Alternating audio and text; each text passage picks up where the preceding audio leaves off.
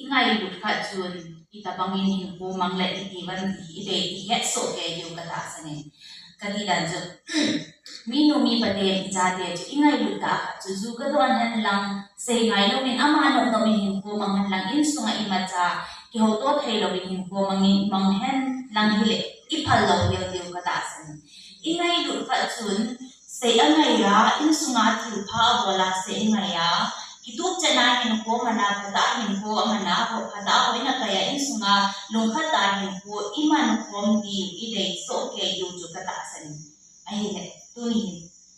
jisu nang lagi ai ngai yu na ita bang hin ko mang ni ngai yan di ikial ka ina kial ko bang di ika ngai to di kare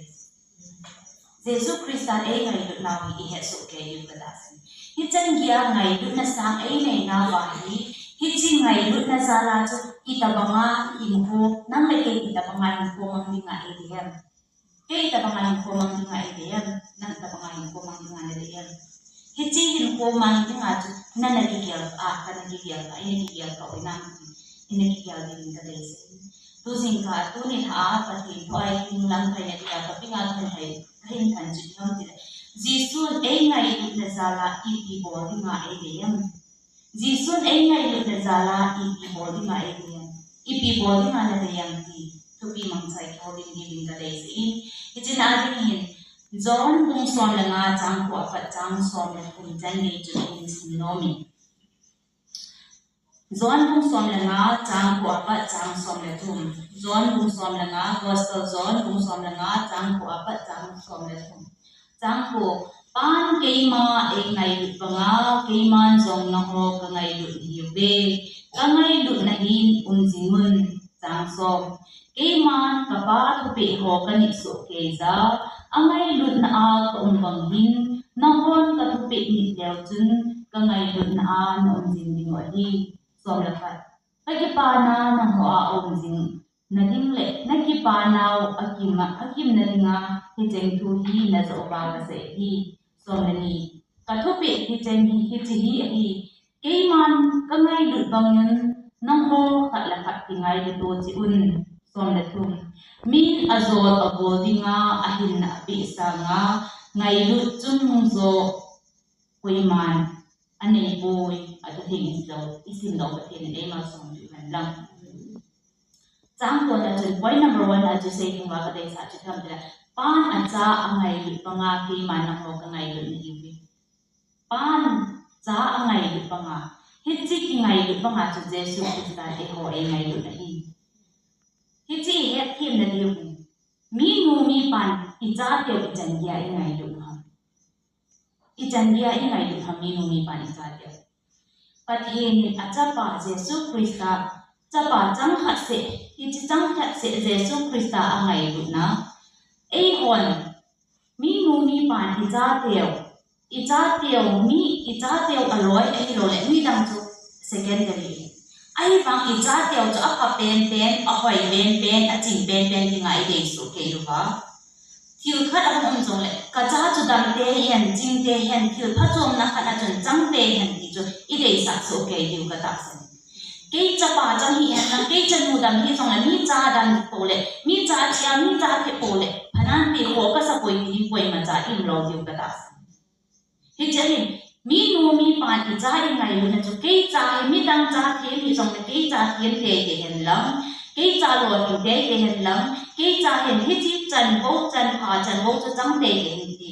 I lu mo ba I kial so ke lu ka ta hi chan gia chan mu la pan cha angai lu na chu hi chan e ho mi hi ngai lu na chu hi chan choi hi chan hin chang ko na se chu kam de pan keima e ngai lu panga keima na ho ka ngai lu ni ve Jesu Krista le pathin aki ngai lu na han chi chan ni de ha le si na nang le ke lo le mi no mi pan u cha so bi cha no me basal adam kang ni nei di oi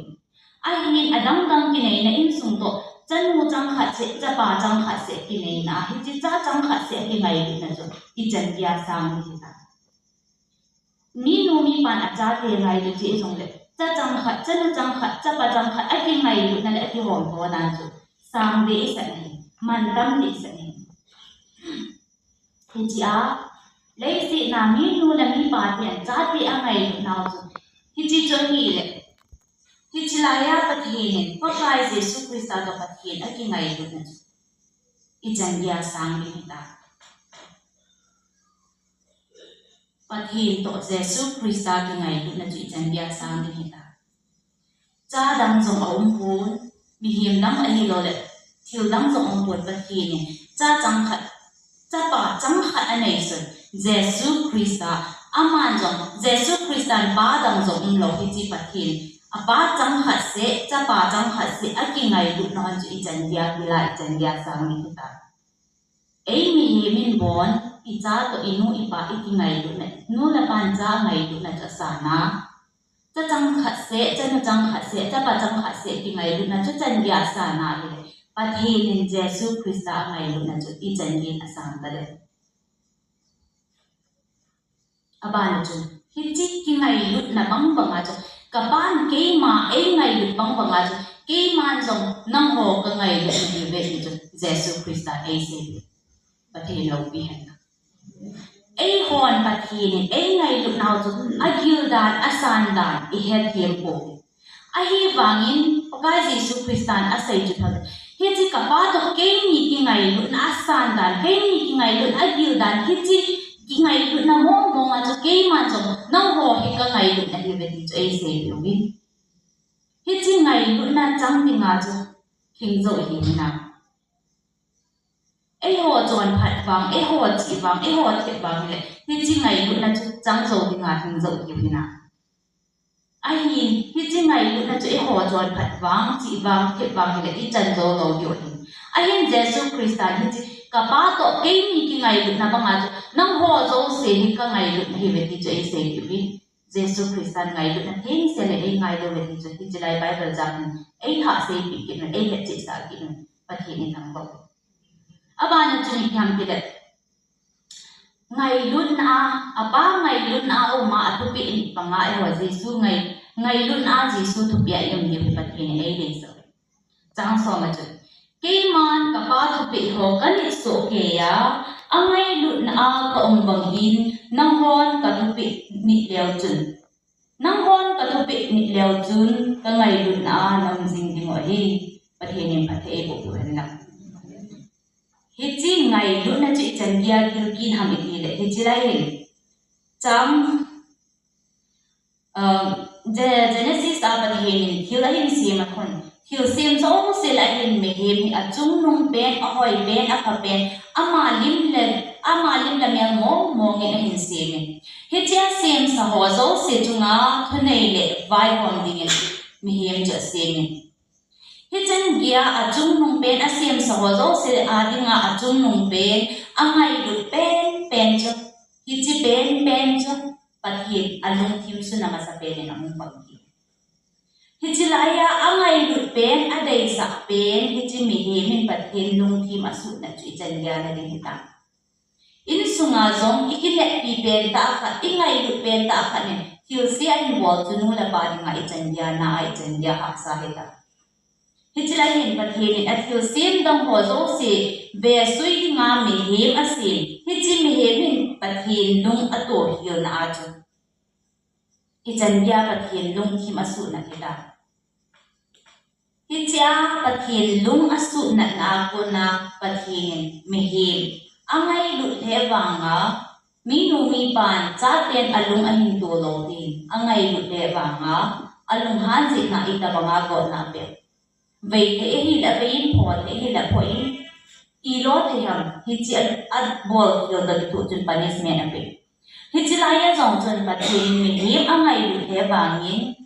Hici angai lu na san dan da thua mi he min pa pathin a sem pa kinet na bang lo ta thu pi ahin su ya chen pathin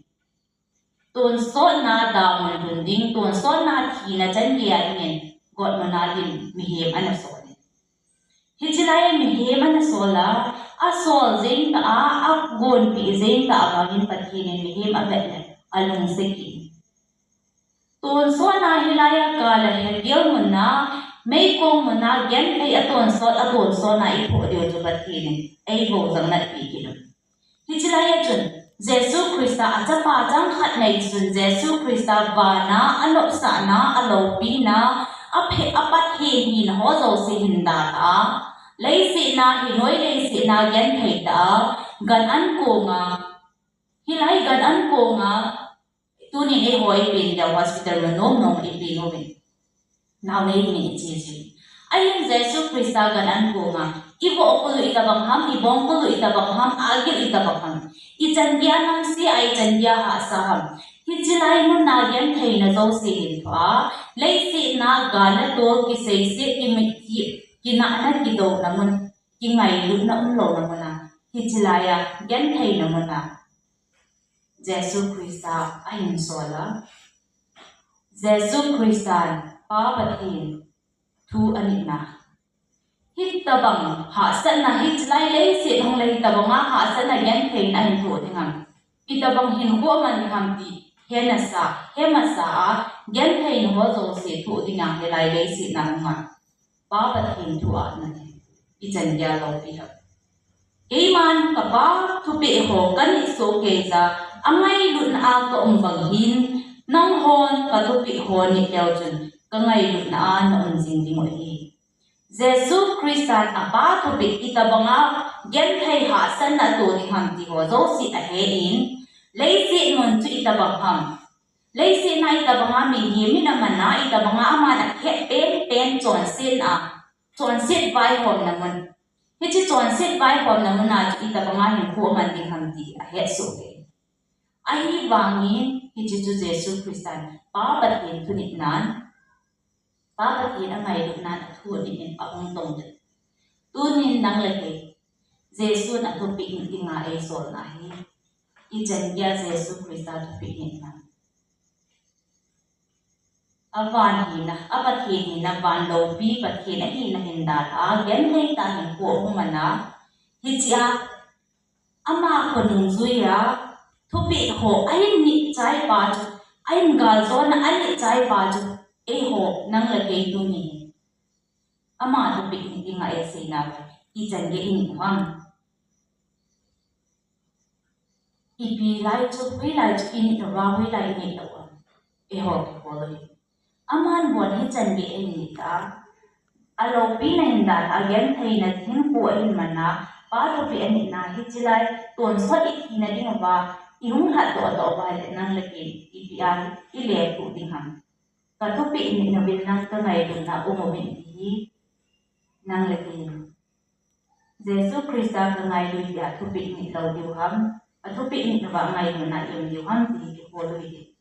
aba na chun sang son na ni a chun ka thu pi hi chi hi a hi e man ka ngai lu ba mun na ho khat khat ngai lu to chi un Jesus Christa e ngai lu zal ba khat khat ngai lu nga ai sol Jesus Christa e ngai lu zal ba khat khat ngai lu nga ai sol he cha hi lei si na apathi ni na alo pi na ho a hin da ha lei si na gen thei na hung thu ko pyo bi lo win e ngai lu nau ji pham a hin na athisan a hin na Calvary cross a hung e ho hat to na dinga a hin bi la sacrifice and more anok sa na le alo pi na ho se sacrifice and bun a hin na ata sa sacrifice a bol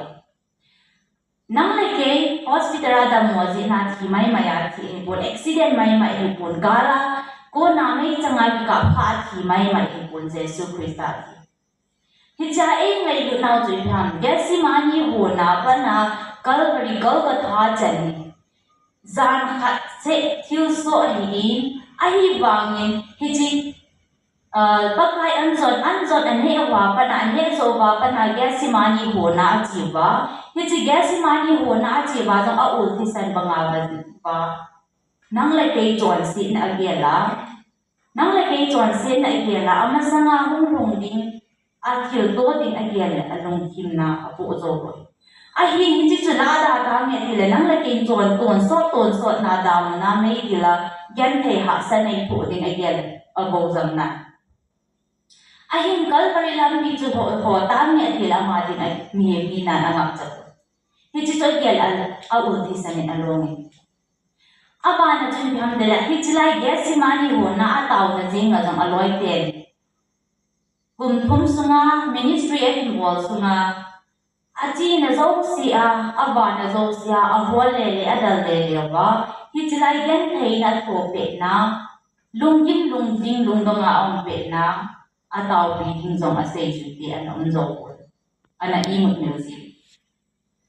abana chun hichlai rom si pai hon a hin mat zo ba rom si pai hon a hin mat wa zan ko wa kia ki chol ga lo la Pilat Herod hi pu in han lang ana hian lang sanidin ni akai na wa tu lai ba ma hi gari zo um lo ni ai ai wangin si pai hon tam pi to ki zon hin zan ko ba kia a thim tu ai at mo na ni holen tu te ni mun khana pat ni ki zan ko ba ke akai a chi na tin cheng ba ngai lu na on ye ma ho pi king zong bai ma na pon o Jesu nang na le chong khat be la to tamo chong khat be hi tamo na dang cha di chu na gil di chu ti a sei ning a lem ning ngai lu on ye ma na ho pi king nang bai ma ong pon hi chi go kyo hi lo win rom si pai te a ze mo bin a tung tun a bit lai bi hilin a ze mo bin avun riban bangin ki khai de bi ong abi lai bi hin atung tun ong alu aling lu ko ki ni yan thai na ha san na zo si a thoin a tho zo in sei sin na mu si na zo si a thoin na tho zo in a thi na ding ai ke pe na ding cross ko in Calvary lam a zon ki hi chan gia chu ngai lu na nang le ke e ngai lu ji na ton so na thi na ding da mo na ko na a thi san a hin na e cho do hi chi ngai lu na pa chu khat le khat ki ngai lu min ti tu ni Jesu Christ amni te cha te e ku pi na hi chi ki ngai lu na hi chen gia sang Jesu Christ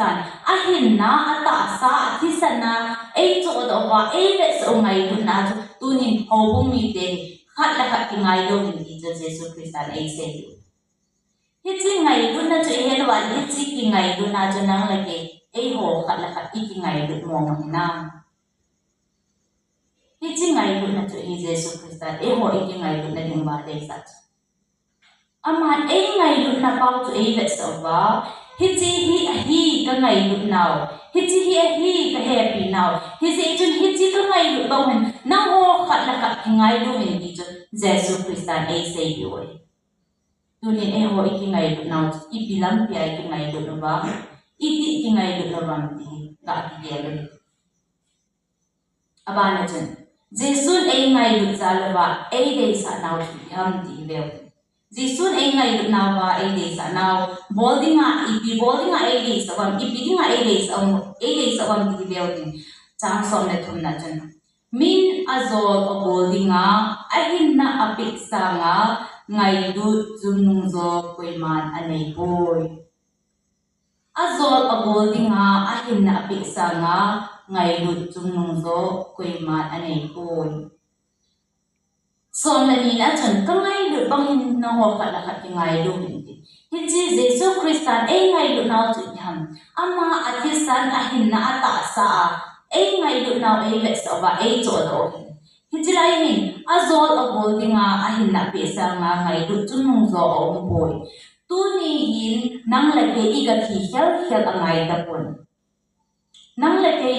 I hin na I ta sa I ga thi a khat I ga cho do ding zo hi pon a hi wangin e ho ki ngai lu na hi pi ham ministry yan lang I pi ki bol zong le ngai lu za la ka se hi ngai lu za la ka bol hi ngai lu na za le hi so ke I say now I sa now I chi now I bol zo se wi ngai lu na za le hi Jesu Christan bang e ngai lu now a hin na ata sa athi san phal ngam le wa ngai lu na chei le sa oi a hi le tu nin nang le ki I say na I sa na I bol na ngai lu na za le hi chu hi chi mi adi ngai ka bol na I ka say na ko na chu nang le ki I pi jan ge I phat chom bi a hi lo I pi cha nam ji ka ge le te Jesu Christan bang e ngai lu now chu a hin na to do a hin na thi sa na I cho do ka ve ji na hi le ai ho hin cái dòng cái thì buồn năng hồ dòng cái thì buồn mi hiệp thì nào mình thì ha san nào thì làm gì mi đi mà thì phá cái thuộc vì nó mà mình ipi hi dòng cái bol vì nó mà ấy mà ấy hình su khá lâu chân cái ấy mà bồi là lâu chân cái cho mi đi mà thì phá cái bol thì ngày lúc nào bằng thì ấy bằng ấy hình na ấy hình xuống ấy rồi ấy mà hình đồng khát thì ấy tiếng là bằng ngày lúc nào ông chỉ tập bồi cái say no azi chu mi kha zong chu dam mo hen langal ki thopi di le ama adam mo athiding khana hospital a buiding khanum lo a buiding lo ka hospital ka ka puya hi le hi chilanga ka in chen na dinga ka to ding chu to lo ba om ji nga ke hin na ka in chen a su kha ding ai le ama ka puisa nga chu ka in chen ki sem na dinga ka to chu ka ki to la no hi chilaya chu mai lu na chu hui la ya o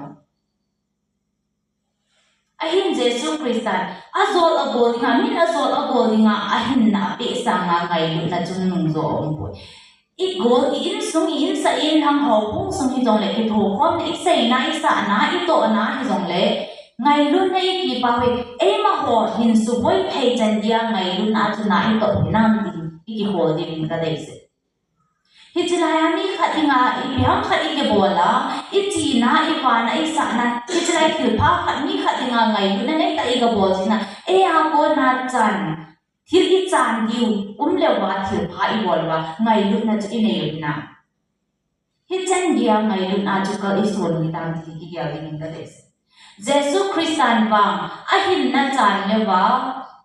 ahin na chan le wa thi san ata sa ahin na anop sa na di palopi na le anop sa na pathin ni na se chu hindan anang le ke ya dinga gan thei na le si na hung tho hi pun